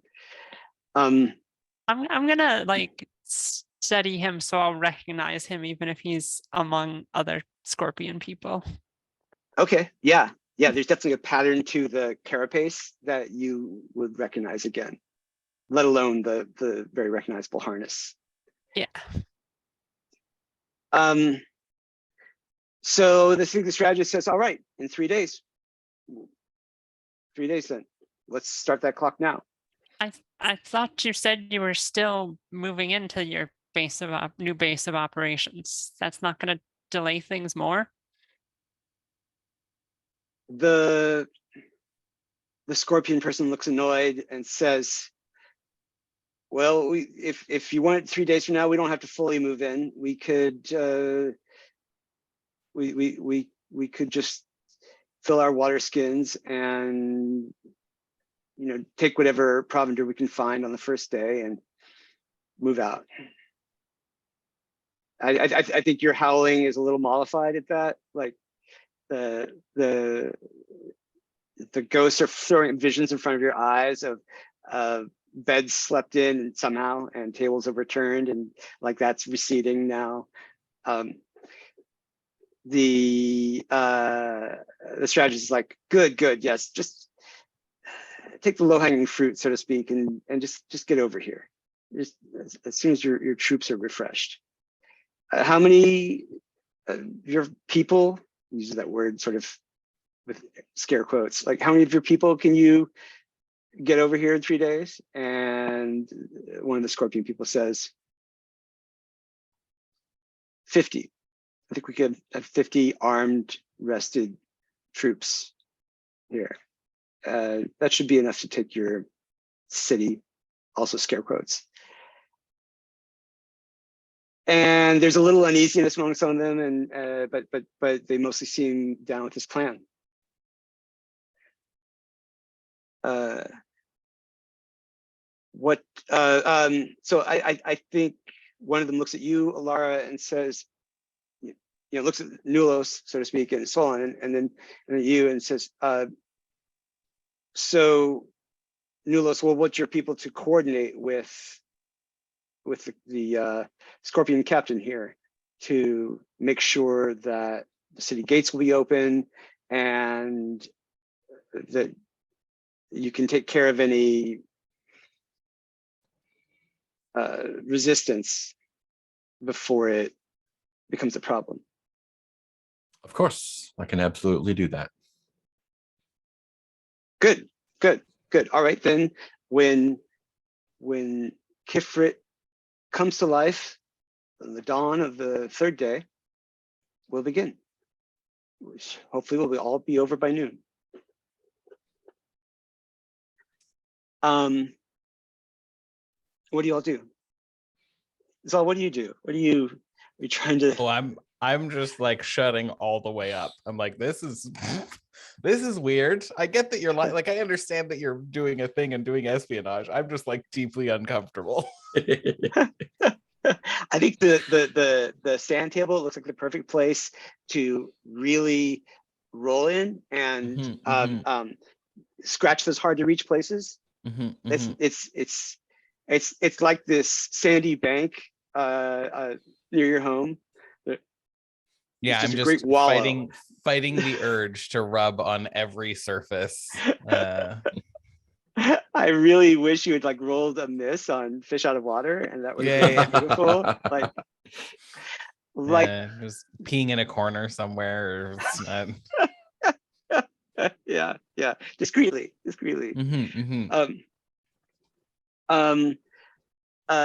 Solon, what do you do?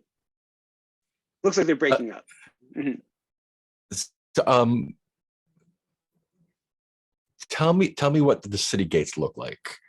Is there just one massive city gate, or is there a few entrances that I'm expected to open? Maybe There's one facing the desert, Mhm. and there's one facing the ocean. So they'll probably not come that way. Okay, cool. Yeah, and then there's like small ones, like the ones you all came through this morning. Right. Okay, cool. But there's a big, massive one facing the desert. Yeah, and it's got, I want to say, like there's a whole mini castle around it. Like there's an outer gate and an inner gate and a space in the middle with like arrow holes, arrow slits. So yeah, it'd be a couple of gates you'd have to open that are, and somehow mollify or distract or kill the guards around there. Before it breaks up, I think I want to say something like, would it make more sense to take care of the gate situation a day earlier or something like that? And then kind of ask a leading question to the effect of, has this been a plan that we've arranged before, or is this new information that you're telling me now? This is something arranged before. So the Okay, actual cool. Nulos, who has a lot of connections in the city, He is on that plan. Has some leverage on that. Yeah. Okay, cool. And I think somebody else says, for God's sake, let's keep the other temples out of it. That's the last thing we need is the Rook or Elkun getting wind of this, because Of course, this is Khifrit's triumphant moment. that's the absolute last thing we need. And I think that there's I don't know. What do you all do next? What do you do, Alara? I think Alara wants to discreetly follow the one scorpion person to somewhere less populated. Okay, yeah, you can do that. The people disperse, and most of them go back toward the staircase, but the priestess and her attendants retire to certain chambers, and so there's a bit of a mill going on, and the scorpion people walk the other direction from the stairs down to toward a doorway at the far end of this chamber, where there's it seems to lead to a cave, and they're where they're headed anyway is to walk through this doorway and then into some more rough-hewn natural opening. So yeah, if you want to follow them, you can. I think I do. there isn't really a stealthy move for the sword playbook. That might be bad, but do you, let's see. Well, we'll just say that they get to the caves, and the caves are dark and twisty. They seem to know instinctively which way to go. Nobody notices you three going anywhere you want. The party is sort of broken up already by this point, and it's dark, and you can see them in the gloom, but it's getting darker as they keep going. You can't see the other end of the cave. What do you all do? Are the others with me, or are they back there? You're all together. All right.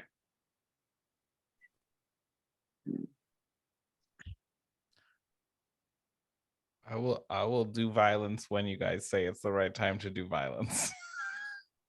If are we far enough in that they're not likely to hear us in the main? Yes, yeah. All right. And how many other? There are 2, but they look tough. Yeah, Alara's not concerned about them looking tough. Okay. Maybe she should be, but she's not. Sensing a theme. We have You all don't mind breaking a few eggs. Okay, I want to say that you're like 30 feet behind them, maybe 40 feet behind them.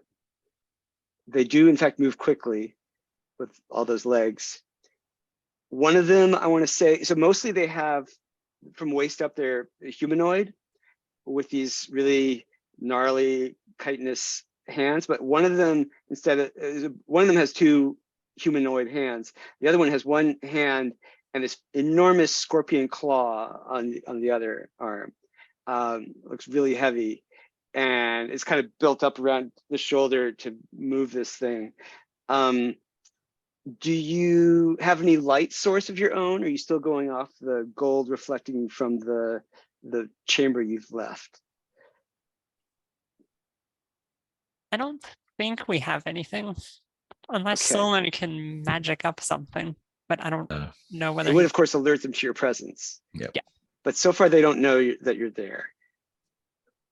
I think that this counts as a wild place for Zaal. That you're well in the caves now. But soon it'll be too dark to see them.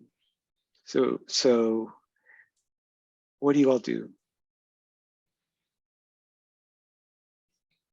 Your call. Alara thinks it's time to make a move. How loud is Solon's sorcery when he does his thing? It depends. Depends on what I do, I guess. Yeah. or really Depends on- before it works, how loud is it? Yeah. I mean, there's probably some muttering and waving around at the very least. You could make it totally silent if you want to. Yeah. you have to wave louder. Yeah. In order to Wave make it more. silent. Yeah. To be a flamboyant wave. In order to make up for the lack of auditory. Yeah, I think commitment. since neither Zaal or Alara have any range thing, she's gonna gesture for Solon to do his sorcery thing. See if Let's see. So I could do some sorcery. I could also maybe try to sort of lull them into a false sense of security, saying, like, yelling at them, saying, "Oh, my people or whatever, we wanted to offer you a gift before you left, and you scuttled off like a weird bug too quickly. Would it be okay to approach you to give it to you, and then we can give it to them? But your call, Alara, I think. Which way you want to go with that? that one's a better plan, but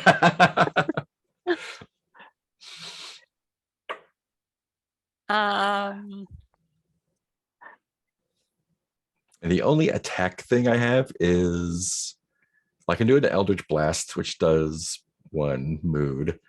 I can do a command. And you could do a mighty hand too. Yeah, mighty hand too. So I've got a couple things that might work. But who knows if those are things that's going to happen. You can certainly improve your odds by marking more curses. That's true. yeah, or we can go with the deception plan. Let's go with the deception. Okay, cool. Yeah. I guess go ahead. Nullus like sort of trots up a little bit ahead. Says, excuse me, sirs.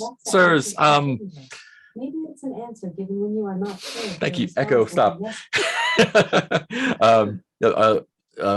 yes. I was told to give you this gift before you left, but you left the meeting before I could approach you discreetly. I wouldn't want to anger the others.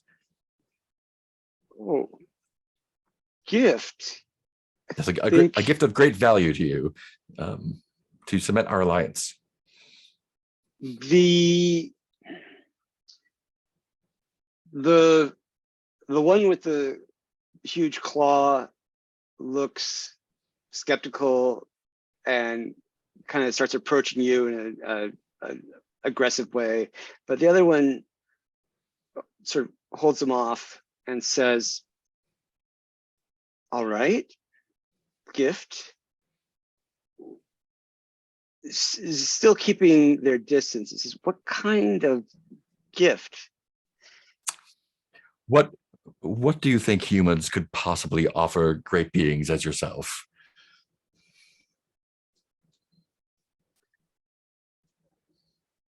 I think this is a time to do an influence move. Cool. Influence. I'll change the mind of someone. I don't have a relationship with them. Oh, you don't? That's true. No.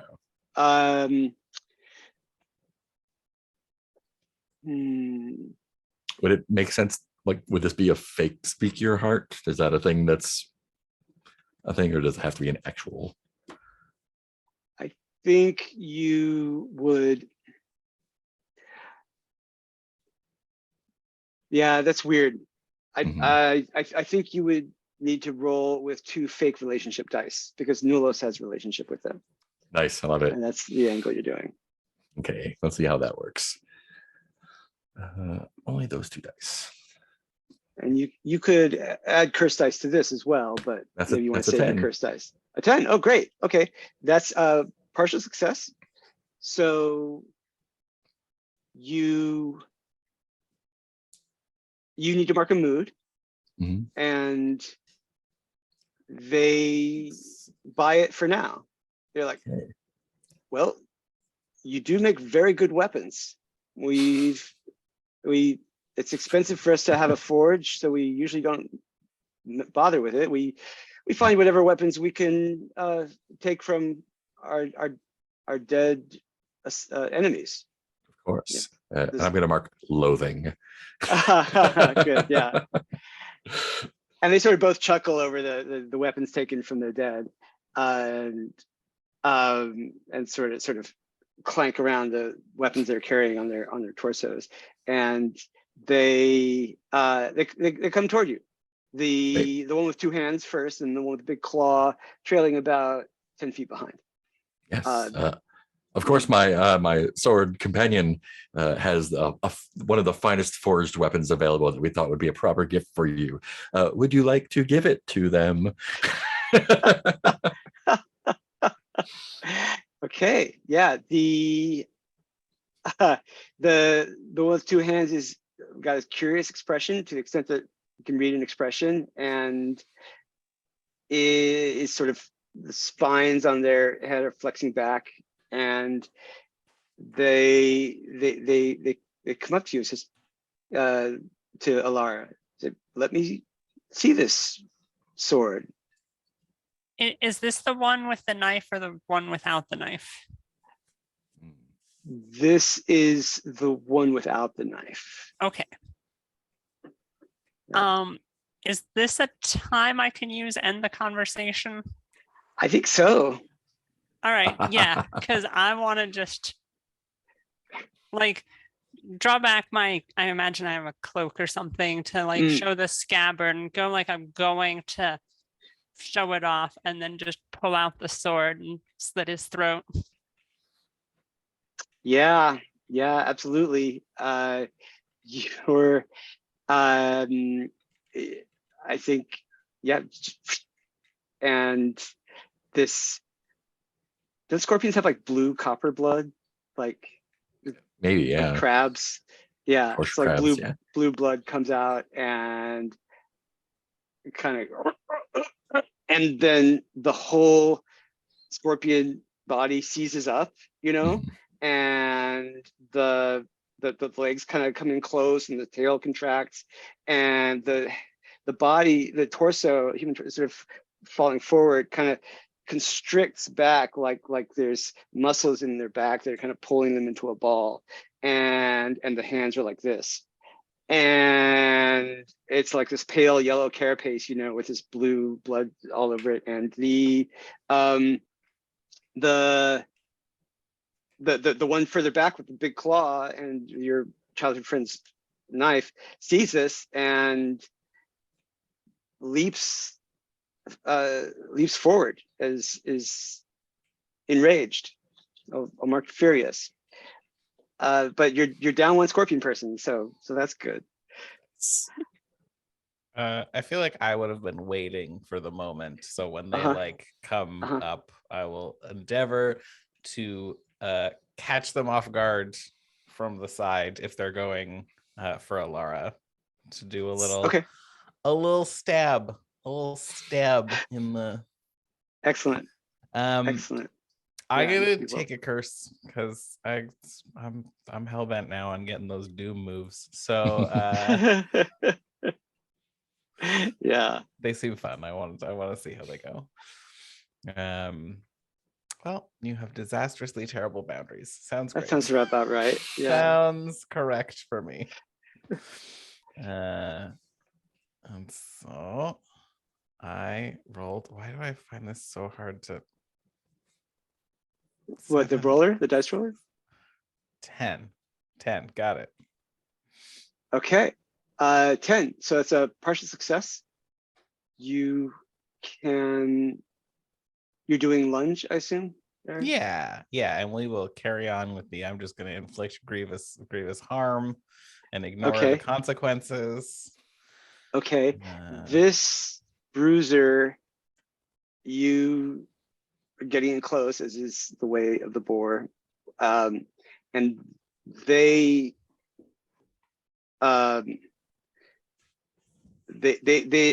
tail arcs forward over their head and stabs you as you're closing in. You're able to inflict grievous harm on them, and that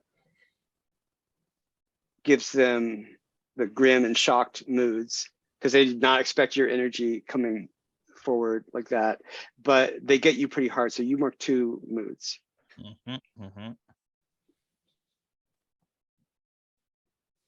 Cool. I picked loathing and furious. Okay, excellent. Just double angry. So you two are mixing it up like that, but the sting really hurts, and it's probably going to get worse before it gets better. Solon, what do you do? So I don't have any straight up attack moves, right? You've got Eldritch Blast, but you don't have like a move. No, you've got some Yeah. spells, but it's not the way of your life of scholarship. Yeah.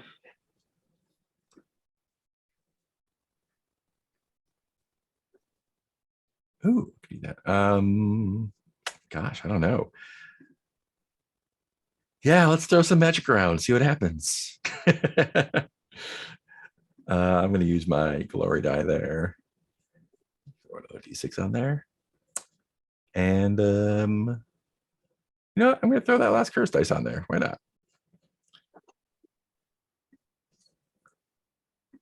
Figure out what that means in just a second. Oh my. That is a 6. Oh, 6. Awesome. Wait, actually, you're doing sorcery. So yeah, I'm doing sorcery. Okay, that's all actually good. Doubles. 2, 3, 4, 6. I have 2 dice that sum up to 6. Great, that's exactly what I want. I'm going to cloud his mind and make him cower from my inhuman presence, or bend him to my will. Yeah, I think I just want to freeze him in his tracks. So what does this command look like? That's that's what you're talking about, is like, Yeah. So this is a psychic command. I think kind of matching his energy, the like blue and red energy kind of comes out the side of my head and kind of like whips around and penetrates his little chitiny skull okay. and just holds him in place. This is coercion. Is that okay with people? Like, Oh okay. yeah. Yeah. So then I think, yeah, he's frozen in place. I think his instinct is to run, but you're trying to make him freeze, and so I'm going to say he freezes. Can I walk up to him, take the dagger, and hand it to Alara? Sure. Yeah. I think horrified visions are floating in front of his eyes, and he lets you do Water. that. It's all water. It hurts us. He's Yeah. drowning like Khifrit did.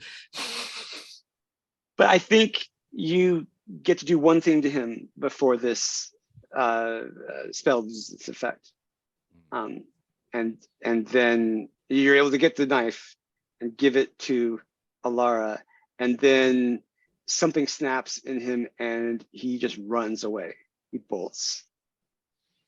He's bleeding. He's hurt from Zaal's attack, and he's terrified. You tweaked something in his little serpent brain, and now he's running full tilt down the cave. Alara, what do you do? I assume I'm not going to be able to catch up with him. You could try to throw your sword after him, but yeah, no, I don't think you're going to be able to catch up. Can I beseech death? Use beseech the forces for yes, something to befall him, or yeah. Because this guy's also the only person that knows they're supposed to attack in 3 days and not 5 days. So there's that going on. Yeah, roll 4 dice to beseech death. Let's see this happen. so that's 4d6. Nice. 2 6s.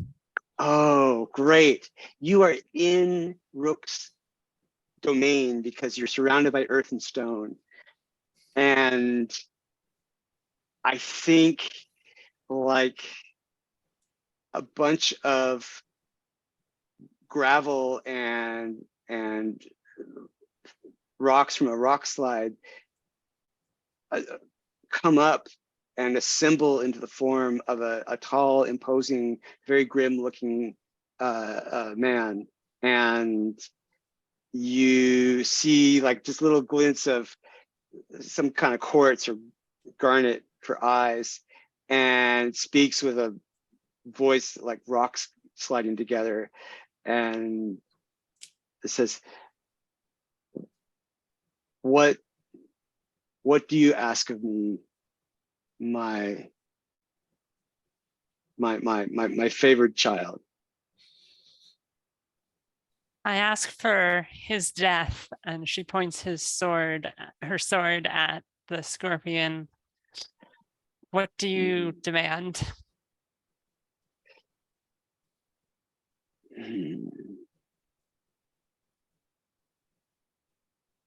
Feed me 12 souls in the next 3 days.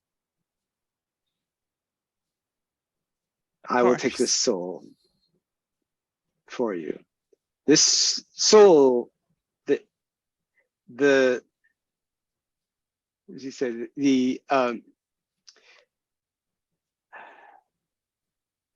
if I let him go, I know he will bring much more death into the city than you could possibly bring. And I don't think you can muster an army to bring down the city. But because I expect great things from you. I will take this creature's life, and I'll just have to try to make the city fall some other way. 12 souls. It will be done. Excellent. Rock split into this grim smile, and you hear a strangled cry about 200 feet down the cave. And then you see like a scuttling spirit, like shade, running back down the cave toward you, and Rook just opens up a big jug made of rock, and the soul goes into it and he caps it off, and then all the rock just subsides, and you feel Rook's presence gone. And yeah, so and you've got the knife, right? Yeah. Did the scorpion guys have amulets as well? Yes. Yes. So, so somewhere down there is an amulet, and then right in front of you, of course, is an amulet. Yeah. Grab the amulet from the one close by and it's half stained blue, Mhm. but it works. You know, I mean, it's recognizable as an amulet. Yeah. And it's got a There you sword go, on Zaal. the back. Zaal, Yeah. just wipe that off. You're good. I want to say that it's actually like left a stain, but you can mostly clean it up. Okay, cool. So you bought the city 2 more days. Yeah, go ahead. Alara's gonna go to the further away scorpion, take the amulet and anything else that he has, weapons, whatever, and then she's gonna slit his throat and mark her arms and face with his blood. Oh my God. Nice. Wow. Okay, great. Yeah.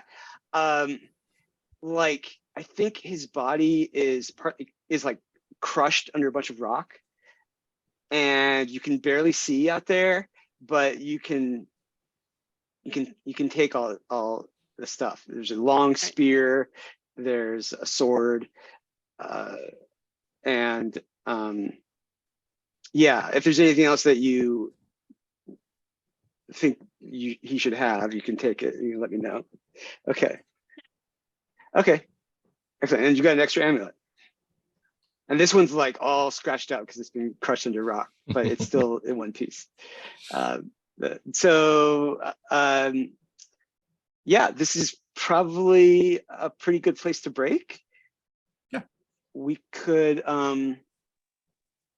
so if you want to keep going for as long as we have max, we could break for like 5 or 10 minutes and keep going. Or we could break for 5 to 10 minutes and do feedback about the rules. What do you all prefer? Yeah, assuming we can just kind of like wander back out into the city. Yeah. I'm good with breaking and coming back next time to do more. Okay. What do y'all feel? Yeah, you can get back out by pouring another amphora of water into the channel at the base of the stairs, and the thing will open. And then you just saunter out as if nothing happened, and we'll assume that you get back to your hideout without, your caravanserai, without alerting anybody. Nice. But you still look like Nolos. Yeah. Yeah. So there's that. Okay, cool. Yeah, all right. How about a 5-minute break if that works for people? Cool. All right, cool.